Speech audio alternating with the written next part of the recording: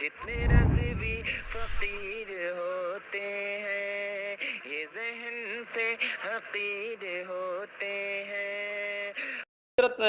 حضرت عبدالستار حمدانی صاحب بول رہے ہیں نا؟ ہاں بول رہا ہوں. ماشاء اللہ ماشاء اللہ. حضرت خیریت سے ہیں حضرت؟ ہاں خیریت سے ہوں. حضرت دیوبندیوں نے کتاب بھیجی، آپ کی کتاب ہے مسلمانوں کو کافر کون بناتا ہے نا؟ آپ کی ہے نا حضرت کتاب؟ ہاں ہاں ماشاء اللہ. یہ کہاں سے چھپی ہوئی ہے؟ مرکز اہل سنت برکات رضا. ہاں جی جی جی حضرت، اس میں آپ نے ایک بات لکھی ہے کہ وہابی اور دیوبندی جماعت کی امام ربانی مولوی رشید احمد گنگوہی نے 1318 ہجری میں امکان کی باری تعالیٰ یعنی خدا کا جھوٹ بولنا ممکن ہے کا فتویٰ دیا 1308 میں. چلے جی 1308. ہاں ہاں جی جی سنی جی صاحب. اور لیکن حضرت یہ کتاب میرے پاس ہے رد شہاب ثاقب، یہ اجمل العلماء حضرت علامہ محمد اجمل شاہ سنبھلی صاحب کی کتاب ہے نا حضرت؟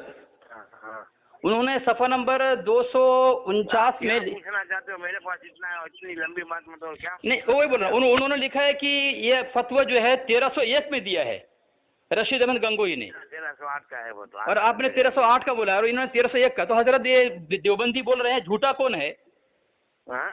دیوبندی یہ بول رہے ہیں عبدالستار حمدانی جھوٹا ہے یا پھر یہ اجمل جیروکس بھی بڑی ہوئی ہے بھائی. جی جی جی اوریجنل فتوے کی جیروکس مل سکتی ہے. نہیں حضرت، اس میں تو لکھا ہے کہ 1301 اور آپ نے 1308 لکھا ہے، تو اس میں وہ دیوبندی بول رہا ہے جھوٹا کون ہے دونوں میں سے؟ کیا ہے جو فتوا تو دیا ہے نا اس کو بولا 1301 میں دیا ہے 1308 میں دیا ہے. ہاں لیکن یہ 1301 لکھ رہے ہیں اجمل سنبھلی صاحب نے. پریس کی پرنٹنگ مسٹیک ہے.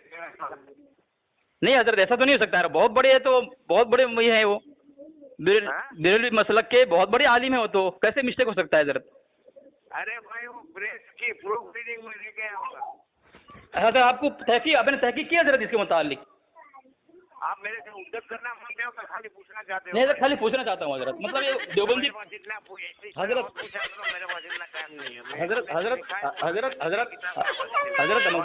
حضرت رمضان کا مہینہ ہے، دیوبندی سوال کرتے رہیں گے. جی کیا بول رہے ہیں حضرت؟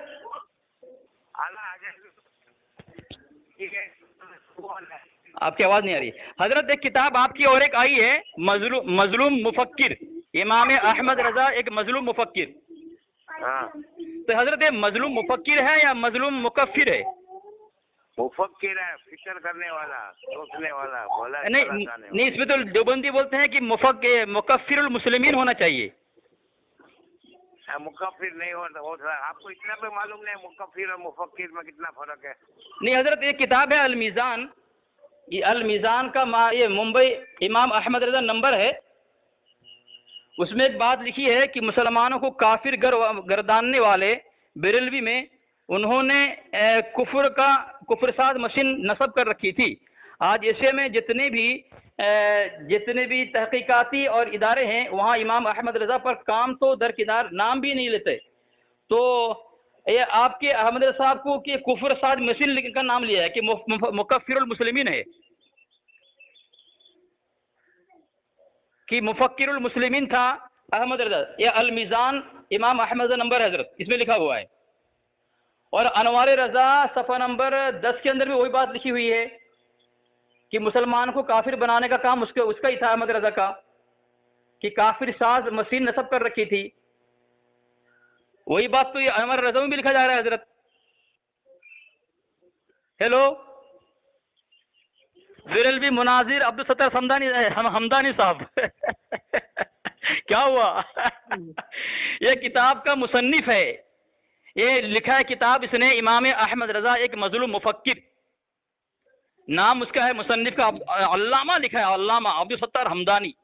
لیکن اس کی حالت دیکھیں کہ اس نے غلطی یہاں پہ کی ہے کہ مفکر لکھا ہے اس نے، حالانکہ مکفر المسلمین لکھنا چاہیے تھا. اس کی کئی کتاب، یہ بریلوی کا بڑا مناظر کہلاتا ہے، کئی کتاب اس نے لکھی ہے، لیکن اس کی حالت دیکھیں مصنف کا، اپنی کتاب کا دفاع کر نہیں پا رہا ہے. یہ ہے بریلوی مولوی مناظر. سامعین دیکھ لیا آپ نے، فون کاٹ کے بھاگ گیا ہے. اور یہ ابھی بھی جبکہ قبر پہ پیر لٹکا کر بیٹھا ہوا ہے، ابھی بھی یہ علماء اہل سنت پر تبرہ بازی کرنے سے ذرہ برابر چوک نہیں کرتا ہے. چلو خیر فون کاٹ کے بھاگ گیا یہ. اور یہ ہمارے اکابر کے متعلق بولتے ہیں تمہارا تھان بھی بھاگ گیا, تمہارا فلاں بھاگ گیا, فلاں بھاگ گیا, اور اس کے مناظر کی حالت دیکھیں کیسا بھاگ رہا ہے فون کاٹ کے.